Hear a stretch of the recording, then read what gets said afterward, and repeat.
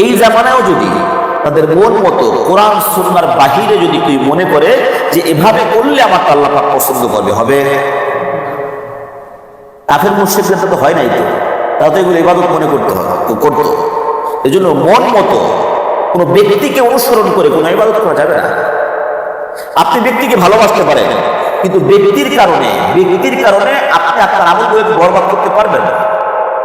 একটা ব্যক্তির কারণে ব্যক্তির সমস্যা হতেই পারে, কোন একজন ব্যক্তির সমস্যা হতেই পারে। আল্লাহ পাক মাফ করুন, আমাকে যারা মহাব্বত করে বা অন্য যারা গ্রেড লেভেলে আছে, যারা বর্তমানে ভাইরাল লেভেলে আছে, আপনি মহাব্বত তাদের প্রতি আসতেই পারে। এখন ওই ব্যক্তি একটা অপকর্ম করছে, খারাপ কাজ করছে, এখন ভুল করছে, আপনিও বলেন যে না ঠিকই আছে, না এটা করা যাবে না, এটা করা যাবে না। তার জন্য হিদায়াতের দোয়া করা এবং আপনি তার অনুসরণ না করা, খারাপ জিনিসের কি অনুসরণ না করা।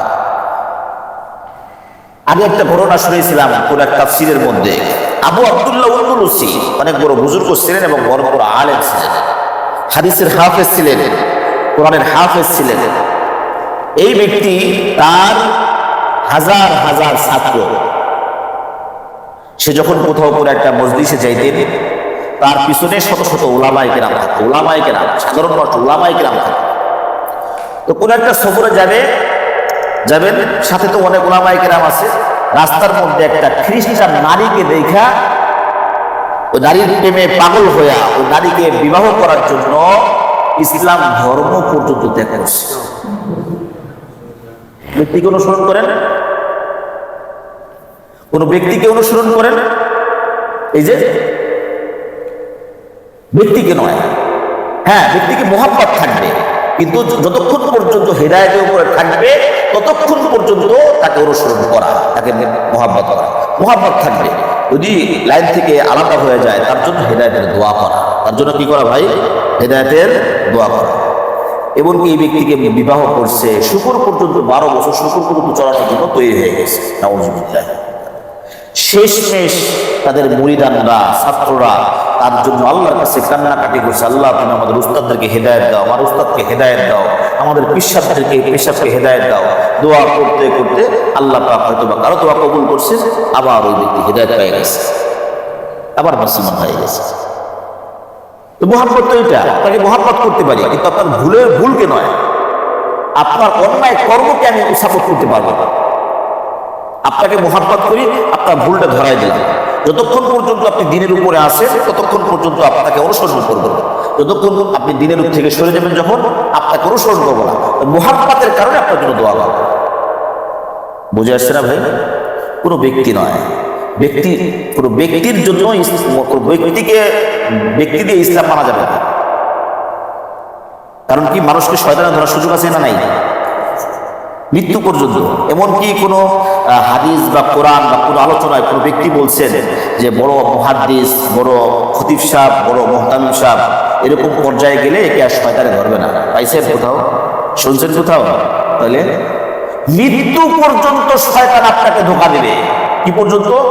ক্বালা ফাবিমা আগওয়াইতানি, ওয়াদা করছে আল্লাহর কাছে, আল্লাহ তুমি আমারে গোমরা বানাইলা, তোমার একটা বান্দাকে আমি জান্নাতে যেতে দেব।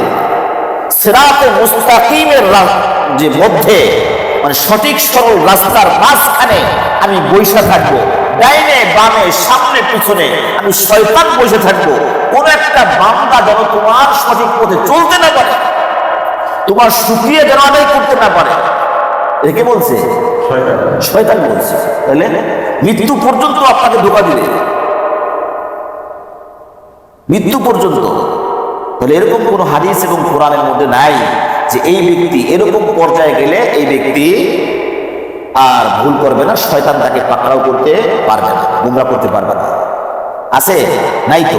তাহলে বোঝা গেল কি, যত বড় বুজুর্গ হোক না কেন, বাইতুল মুকাররমের খতিব হোক না কেন, বাইতুল্লাহর খতিব হোক না কেন, তাকেও শয়তানে ধোঁকা দেওয়ার সুযোগ আছে। আরে বাইতুল্লাহ যারা তৈরি করছে, বাইতুল্লাহর খেদমত যারা করছে, এরাই হিদায়াত পায় নাই। কয়বার হজ করছি আমরা, কয়জন হাজী সাহেবের মেহমানদারি করছি। মুশরিকরা যে মেহমানদারি করতো, খালি মেহমানদারি আর মেহমানদারি। ওই তাদের তো জাহান্নাম অবধারিত হয়ে গেছে। এই জন্য ধোঁকা মৃত্যু পর্যন্ত দিবে।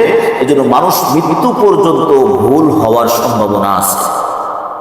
এই জন্য কোনো ব্যক্তিকে নয়, কোরআন সুন্নাহ অনুযায়ী আমল করা। হ্যাঁ, ব্যক্তি যতক্ষণ পর্যন্ত সিরাতে মুস্তাকিম সঠিক সরল পদে যতক্ষণ আছে ততক্ষণ আমি আপনাকে অনুসরণ করবো, যখন নাই তখন আমি আপনাকে অনুসরণ করবো না। মুহাব্বতের কারণে আপনার হেদায়েতের জন্য দোয়া করবো।